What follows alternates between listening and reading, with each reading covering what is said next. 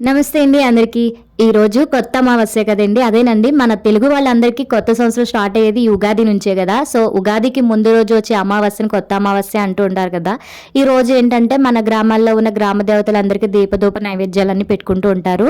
పల్లెటూరులోనే కాదండి, సిటీలో కూడా అలాగే పెట్టుకుంటూ ఉంటారు కదా. అయితే కొన్ని చోట్ల ఒక్కొక్క అమ్మవారిని ఒక్కొక్క రూపంలో పూజించుకుంటూ ఉంటారు. ఆ అమ్మవార్లకి ఏంటంటే ఈరోజు కోళ్ళని మేకల్ని బలిచ్చి అమ్మవారికి ఇంట్లో పప్పు, అన్నం, చలివిడి, వడపప్పు, ఏయో 2-3 రకాల పిండి వంటకాలు కూడా వండి చక్కగా నైవేద్యాలు అవి పెట్టుకుంటూ ఉంటారు కదా. సో మా ఊర్లోనైతే మా గ్రామ దేవత గుబ్బల అమ్మవారండి. సో అందరు అమ్మవార్ల పేరు చెప్పి మేము కూడా పప్పు, అన్నం, అలాగే బూరెలు, పాయసం, పులిహోర, చెలివిడి, వడపప్పు, పానకం ఇవైతే చేసి అమ్మవారికి అయితే నివేదించుకున్నాము. సో ఎప్పట్లాగానే యథావిధిగా ఉదయాన్నే లేచి అన్ని పనులు పూర్తి చేసుకొని పూజ చేసుకొని ఇవన్నీ చేసుకునేటప్పటికి 12:30 అయింది. ఇంకా పిల్లలు వచ్చే టైమేనండి. సో వాళ్ళకి వచ్చిన వెంటనే వాళ్ళకి కూడా భోజనం పెట్టేసి మేమందరం కూడా భోజనం అయితే చేసేసామండి. చూసారు కదా, ఇది ఈ రోజు మా మినీ వ్లాగ్. అడుగుతున్నానని ఏమీ అనుకోకుండా వీడియో నచ్చితే లైక్ చేసి మన ఛానల్ సబ్స్క్రైబ్ చేసుకోండి.